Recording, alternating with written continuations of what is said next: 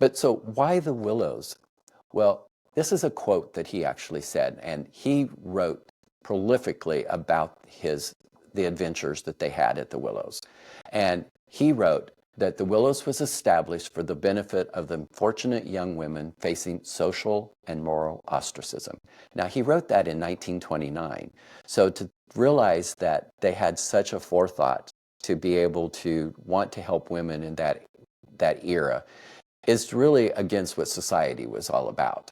And he was raised a Quaker. And so I think that his background had a lot to do with his social beliefs. Welcome to the Voices of the Willows podcast, where we share the stories of the women and children of the Willows Maternity Sanitarium in Kansas City, Missouri.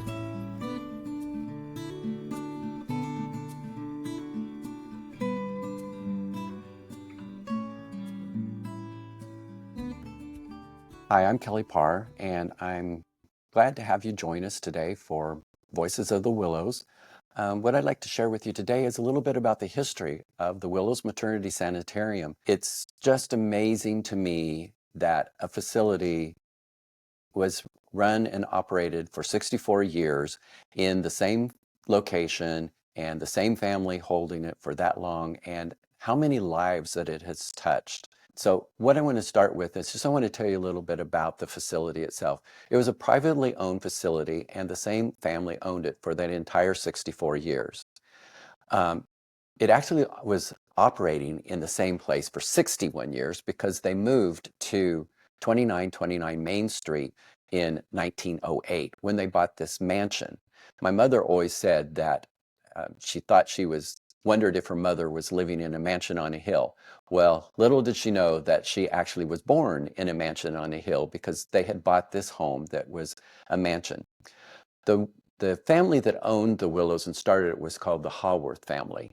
And what they did was ran it as a private organization. They didn't take any financial aid. They didn't take any grant or government money. It was all based on the money that they received from the girls who stayed there at the Willows and from the families. There was no money that was paid for the babies when they were adopted as well. They didn't take money from philanthropic groups or individuals or anything. So it was all based on the money that was given to them by the patients themselves. They were also pretty selective in who they admitted into the facility. They didn't want anyone to come into the facility too late in their pregnancy because they wanted to make sure that they had had a good, healthy lifestyle up to that point. They encouraged the families to have their daughters, as soon as they found out that they were pregnant, to come to the Willows so that they could have doctor supervision. It's actually estimated that there's between 25 and 35,000 babies that were born at the Willows between those 1905 and 1969 when it closed. Blows my mind to think that there could be that many babies. And they said that Kansas City was known as the adoption hub of America because they said there were over 100,000 babies born to the different maternity homes in those early to mid years of the 1900s. The people who started the Willows were E.P. Haworth and his wife, Cora May. I always thought it was fascinating because when they got married in Kansas City, one was from Missouri, one was from Illinois, but her last name was Haworth, spelled exactly the same, but he pronounced it Haworth. So they actually ended up with the Haworth as the last name. But so why the Willows? Well, this is a quote that he actually said, and he wrote prolifically about the adventures that they had at the Willows. And he wrote that the Willows was established for the benefit of the fortunate young women facing social and moral ostracism. Now, he wrote that in 1929. So to realize that they had such a forethought to be able to want to help women in that era is really against what society was all about. And he was raised a Quaker. And so I think that his background had a lot to do with his social beliefs. He was actually, again, born from Illinois, and he attended Earlham College in Indiana when he moved to Kansas City. He was like I said, a prolific writer, but he wrote poetry books. And his books are actually can still be found on Amazon today. One is called Sunshine and Roses, and the other was called Making Rhymes and Other Rhymes, published in 1900 and 1914. His wife, who he married, Cora May, in 1905, she came from Maribel, Missouri, and she moved to Kansas City in 1901, and they attended the First Congregation Church there, and she was said to be a very organized person. They had they had 3 children. They had David, Gladys, and Ruth Alice, but they were also known as anti-abortionist, and they had very strong feelings that it was more important for these women who were unmarried to have these babies, and then to help families who wanted to have children to be able to have them and raise them. The beginning of the Willows was started because they had a family friend in 1905 who had a daughter who was pregnant, and she wasn't married. So instead of having her run off and have the baby somewhere else and not be able to stay close, they invited them to have her come into their home, and they raised or helped her to have the baby, and then they found a home to raise the baby and have put up for adoption. So that's where they first got started. Their first home was at 217 Park Avenue in Kansas City, Missouri. And there's advertisements showing the house, and that house still stands today. I actually drove around Kansas City and I found pictures of it. And then they moved from 1907 to 1908. They lived at a place called 1215 Park Avenue. And that building still stands as well today. And you can see pictures of it in their advertisements from the early years to what it looks like today. And you can tell it definitely is that same building that was there. And I always wondered what the people would think if they knew that their house that they live in today was a home for unwed mothers back in the early 1900s. They founded this new home in 1908, which was this mansion that was on the hill. And it was at 2929 Main Street, and it overlooked downtown Kansas City.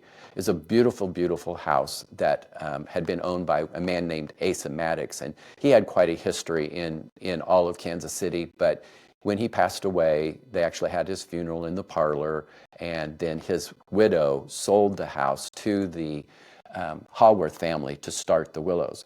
It got off to a little shaky start, though, because in the first evening of Christmas, the first Christmas that they were there in the evening, they had a fire. And they had to take the women and the few babies that they had at that time out of the house, rescue them. And there was an article in the Kansas City paper, and it said that there were 6 women carried out by firemen. Mr. Haworth, aided by neighbors, carried out all the babies first. The infants and the mothers were taken to another house, an annex of the hospital. And they think that it started because of what they called having matches and mice in the attic, where they would, somehow or another there was some excelsior that got started up there in the attic. So that's how they think it started. And so that was a pretty scary time for them to get, for their beginning in this new facility. And they'd only been in there a few weeks when it actually happened. So the philosophy of the Willows was that it was a seclusion hospital. And adoption was encouraged, but the women could take their babies home if they wanted to. They didn't have to place them for adoption, and that did happen. They felt that this was a way to protect the young women from society and also to protect the babies, because in those early days, babies that were adopted, they were looked down upon as well, especially if they were from unwed mothers. And then they tried to help the women to be able to be assimilated back into society. Mrs. Haworth actually taught lessons on social graces, how to set the table and things like that that would help them in their future life when they left the Willows. They also said it wasn't a charity case. They didn't take family or take women in that didn't have the resources to be able to stay there. So it was really for middle class and even upper class women who stayed there. And it was their alternative to abortion. And it was also to help young couples who were from all over the United States who would come to Kansas City and adopt them. Some of the things that were said was in their advertisements was we had good Midwest healthy stock available for adoption.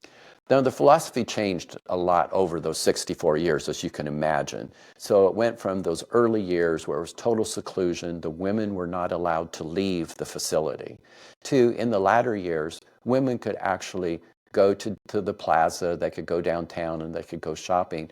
And one of the things that they requested the girls to do would be they had a little store in the Willows, and they could go in and they could purchase a little gold ring, so that when they would go out into public and they would be very pregnant, it looked like that they were married, because they didn't want people to think down of them that they weren't married. One of the other people who helped found the hospital was a doctor, and his name was Dr. John Kepner. And it's fascinating to me because his name is on my mother's birth certificate as the person who delivered her. So when I learned more about him and that he helped found it, he was there for several years, and he was actually one of the doctors who helped deliver my mother. He was quite a character, it sounds like, and he was there until he passed away in the early 1930s. They actually had some other buildings there that were like Victorian homes besides the mansion. And the Victorian homes they used for a couple of ways. They started a hospital for the babies, but they also started a nursing school. And so it was a brilliant way for them to have a staff to be able to take care of all of these babies, because they could hold up to 100 women and 125 babies at a time. So you have to have a pretty big staff.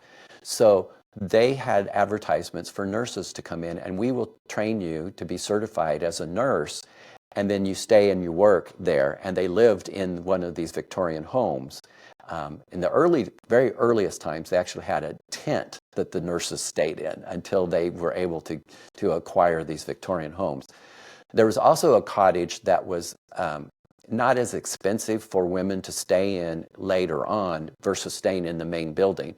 And they had all different levels. They had the very highest level where you could had your own bathroom and you stayed by yourself, versus sharing a room with another girl, or you might be in a room with 3 or 4 in the Victorian home. But all of the women had their babies delivered right there at the Willows. They had their own delivery room.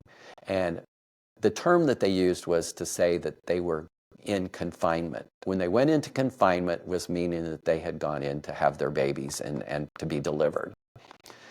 Now, the other thing that I thought was very cool and helped me a lot in my research was he was a prolific advertiser. And they had to advertise to get people to come to the Willows.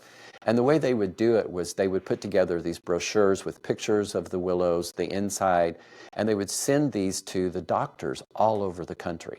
So when doctors had women who came to them with this particular problem of being unmarried, pregnant, they had a place where they could recommend their patients to go. And their documents could be as many as 90 pages long, where they would give all this information, their philosophy, how they took care of the people. And they had other documents that showed surveys that they kept track of 10 years of time period where the girls were from, if they were city dwellers, country dwellers, what their religious types were, and they came from every religion you can imagine, what their church affiliation was. And one of the funniest things that I found was that the largest majority of the church groups were Methodist.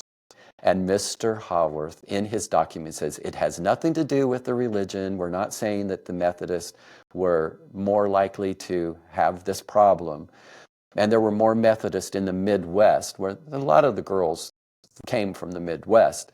But he did write, he says, but the Methodists did allow dancing, which often led to more things, which I found quite funny, in the fact that my grandmother went to a dance is where she met the guy who did get her pregnant.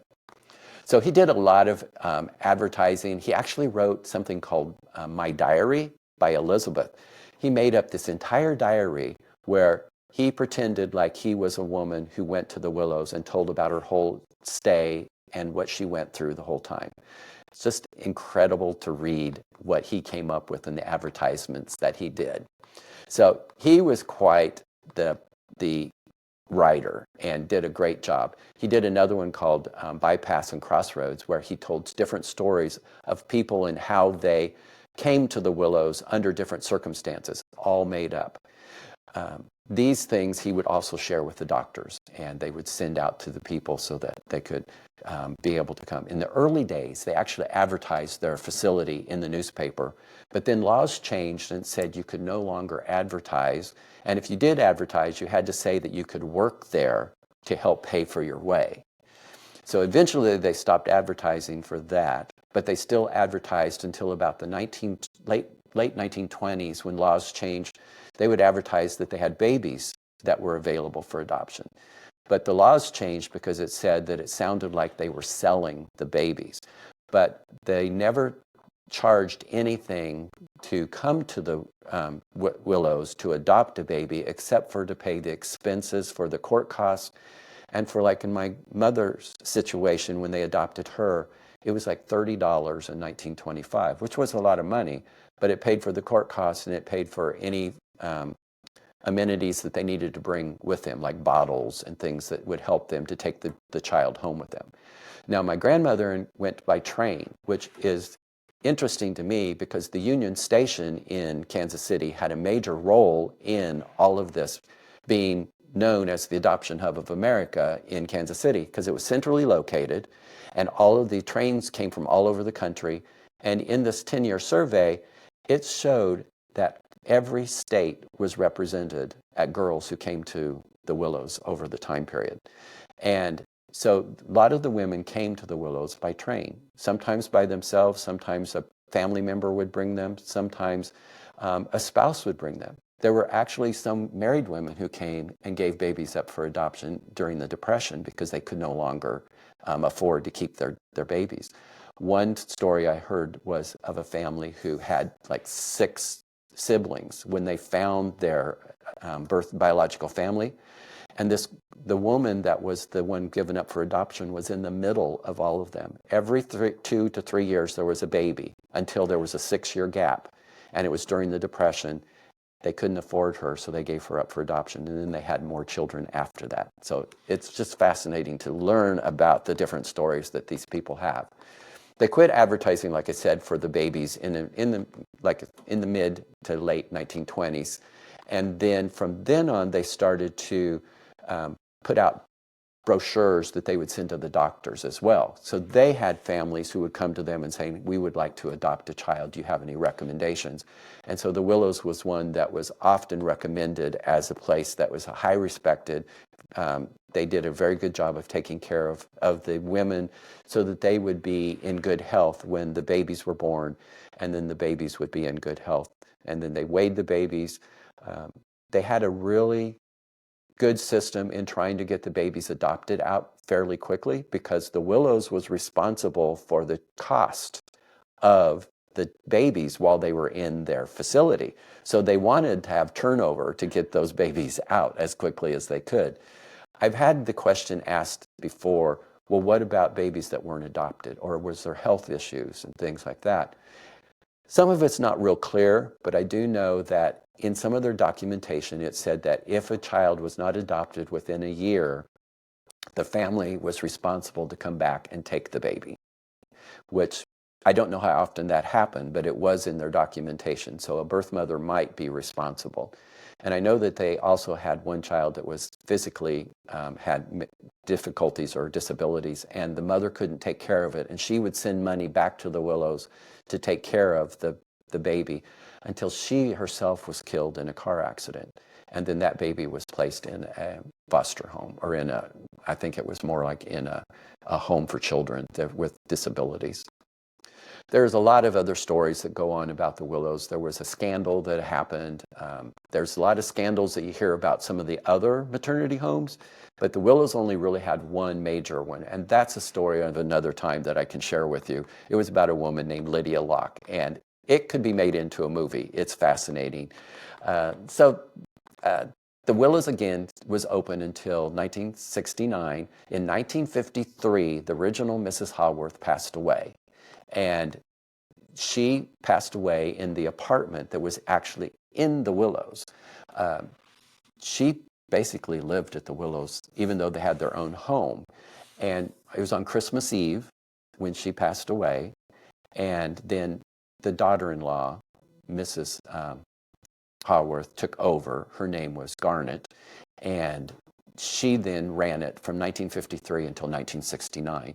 And it was after that that things kind of loosened up a little more. It wasn't known so much as a seclusion hospital anymore, and that's when the women started to be able to travel out and go to places. They were never allowed to leave by themselves. They always had to go with another woman from the Willows or with a nurse. And if they were in their last month of pregnancy, they couldn't leave without the nurse going with them. And there's some stories about that as well. In the latter years, the social workers actually had an office in the Willows. So in the early years, the adoptions were handled through the Willows, but had to go through the courts. Later on, the adoptions were still handled through the courts, but a social worker would work with the girls, take them to the courts, and work with the adoptive families. So there was a lady who was a part of, not a part of the Willows, but she had an office in the Willows, and she was very close to the family itself. And she had some wonderful letters from girls writing back, thanking her. And she would write to the girls telling them a little bit about the family who adopted their child. They could never give any information where the child was, but tried to help the girls to feel a little better about knowing that their child was placed in good hands. So it's a fascinating story about the Willows. Again, it was called the Willows Maternity Sanitarium.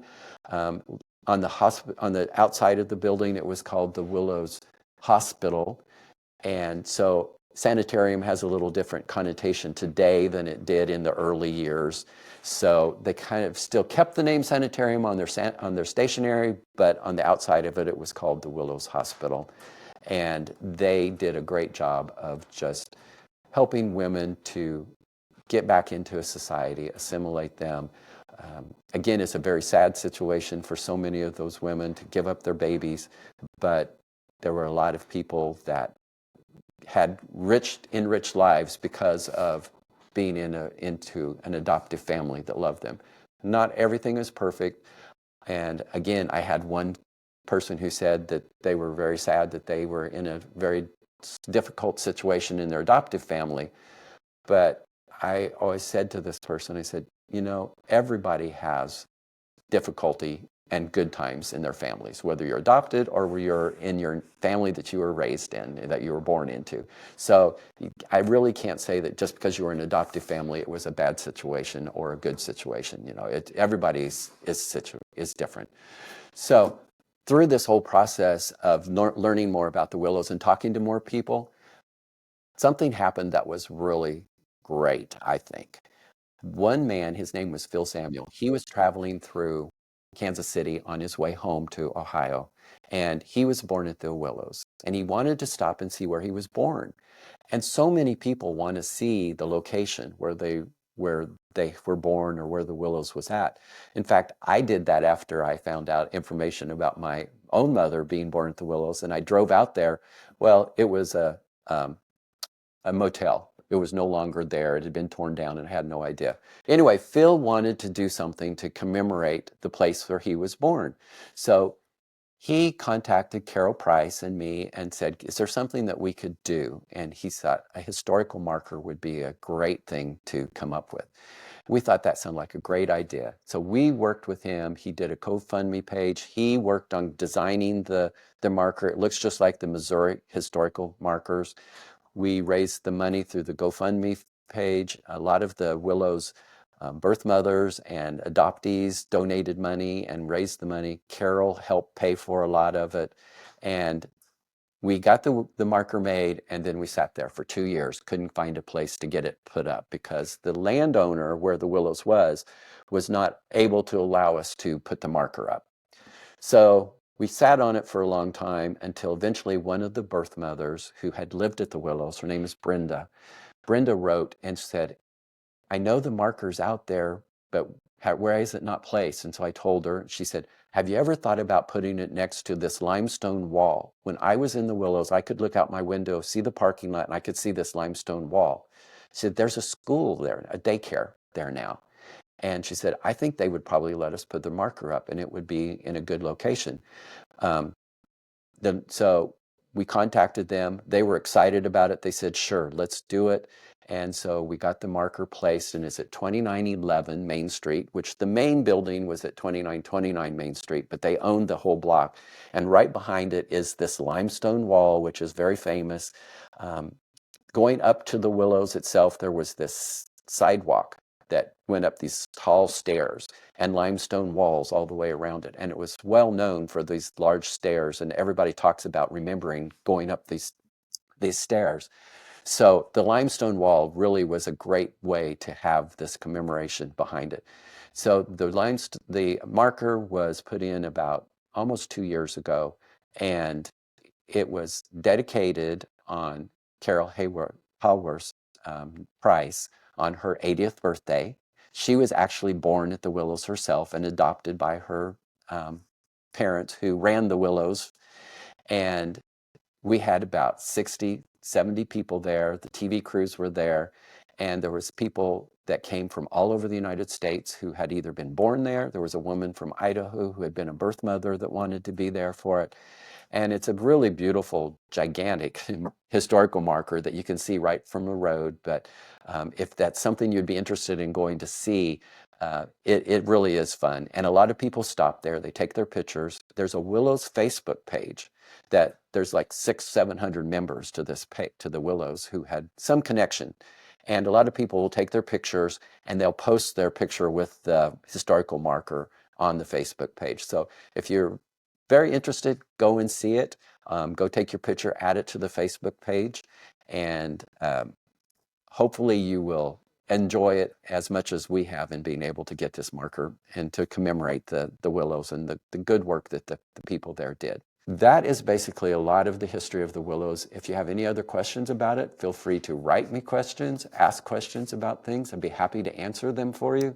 And if you enjoyed the podcast, please follow us, share with others. And if you'd like to share your own story, please share it with Voices of the Willows, and be glad to have you continue to join our little trek. Thanks. Thank you for listening to the Voices of the Willows. You can dive into more about the Willows on our website, voicesofthewillows.com, and find new episodes wherever you listen to your favorite podcasts.